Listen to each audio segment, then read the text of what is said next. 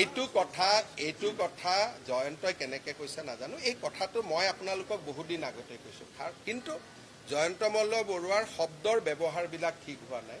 যদি জয়ন্ত মল্ল বৰুৱাই কিবা সাংবাদিকক বেয়াকৈ কৈছে তেওঁ ক্ষমা খোজা উচিত, আৰু মই নিজে কৈ দিম যে তেওঁক ক্ষমা খুজিব লাগে। কাৰণ সাংবাদিকসকল আমাৰ ৰাজনীতি যুদ্ধত সাংবাদিকসকলতো নাই, যি আছে তাকে লিখি দিছে।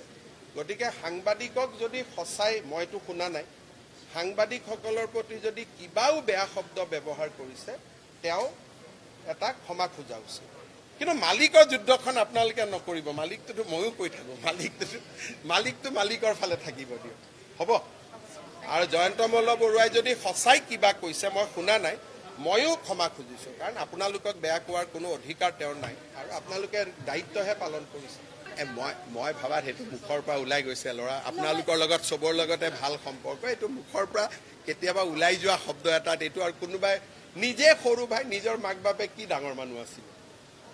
যিজন মন্ত্ৰীৰ কথা কৈছে তেওঁৰ মাক বাপেক আদানী আৰু আম্বানী আছিল নেকি? তেওঁ নিজে সেই হিচাপতো চবেই আমি সৰু ঘৰৰ মানুহ। মইতো কথাই কৈ থাকোঁ, মইতো প্ৰত্যেক মিটিঙতে নকওঁ জানো মই সৰু ঘৰৰ মানুহ বুলি। সৰু মানে সাধাৰণ বুজায়, আৰু মইতো জানো সৰু মানুহ কোৱা নাই, কৈছে সাধাৰণ ঘৰৰ মানুহ। মোৰ মতেদি তেনেকুৱা ক'ব লাগে। আৰু যদি কোনোবাই কাৰোবাক সৰু মানুহ বুলি কৈছে, এইটো বহুত ডাঙৰ ভুল কৈছে। কাৰণ কোনো মানুহে সৰু হ'ব নোৱাৰে। মইতো ইমান দিন আপোনালোকে মোক ইমানো বেয়া প্ৰশ্ন সোধে, কেতিয়াবা মই কিবা বেয়া কথা কৈছোঁ নেকি ব্যক্তিগতভাৱে? কিহৰ কাৰণে? আপোনালোকেও কাম এটাই কৰিছে। অসমীয়া ল'ৰা ইমানখিনিলৈকে আহিছে, যে ক'ৰ গাঁৱৰ পৰা আহিছে, ইয়াত আহি সংগ্ৰাম কৰি গুৱাহাটীত ইমানখিনি ডাঙৰ হৈছে। গতিকে এইটোতো ভাল কথা। কিন্তু খালি প্ৰেছ ক্লাবে মালিকৰ কথা ক'ব নালাগে। মালিকবিলাকৰ ক'ত কি আছে এইটো আপোনালোকে কেনেকে বুজি পাব? এইটো কথা জয়ন্তই কেনেকে কৈছে নাজানো। এই কথাটো মই আপোনালোকক বহুদিন আগতে কৈছো, কিন্তু জয়ন্ত মল্ল বৰুৱাৰ শব্দৰ ব্যৱহাৰবিলাক ঠিক হোৱা নাই। যদি জয়ন্ত মল্ল বৰুৱাই কিবা সাংবাদিকক বেয়াকৈ কৈছে তেওঁ ক্ষমা খোজা উচিত, আৰু মই নিজে কৈ দিম যে তেওঁক ক্ষমা খুজিব লাগে। কাৰণ সাংবাদিকসকল আমাৰ ৰাজনীতি যুদ্ধত সাংবাদিকসকলতো নাই, যি আছে তাকে লিখি দিছে। গতিকে সাংবাদিকক যদি সঁচাই, মইতো শুনা নাই, সাংবাদিকসকলৰ প্ৰতি যদি কিবাও বেয়া শব্দ ব্যৱহাৰ কৰিছে তেওঁ এটা ক্ষমা খোজা উচিত। কিন্তু মালিকৰ যুদ্ধখন আপোনালোকে নকৰিব। মালিকটোতো ময়ো কৈ থাকোঁ, মালিকটো মালিকৰ ফালে থাকিব দিয়ক, হ'ব। আৰু জয়ন্ত মল্ল বৰুৱাই যদি সঁচাই কিবা কৈছে, মই শুনা নাই, ময়ো ক্ষমা খুজিছোঁ। কাৰণ আপোনালোকক বেয়া কোৱাৰ কোনো অধিকাৰ তেওঁৰ নাই, আৰু আপোনালোকে দায়িত্বহে পালন কৰিছে।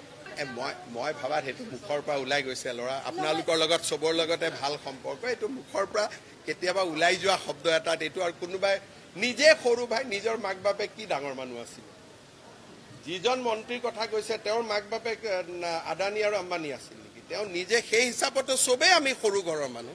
মইতো কথাই কৈ থাকোঁ, মইতো প্ৰত্যেক মিটিঙতে নকওঁ জানো মই সৰু ঘৰৰ মানুহ বুলি।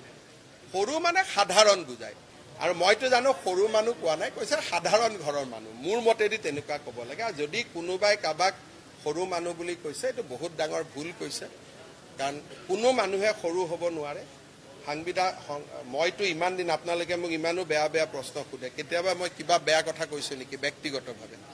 কিহৰ কাৰণে? আপোনালোকেও কাম এটাই কৰিছে। অসমীয়া ল'ৰা ইমানখিনিলৈকে আহিছে, যে ক'ৰ গাঁৱৰ পৰা আহিছে, ইয়াত আহি সংগ্ৰাম কৰি গুৱাহাটীত ইমানখিনি ডাঙৰ হৈছে। গতিকে এইটোতো ভাল কথা।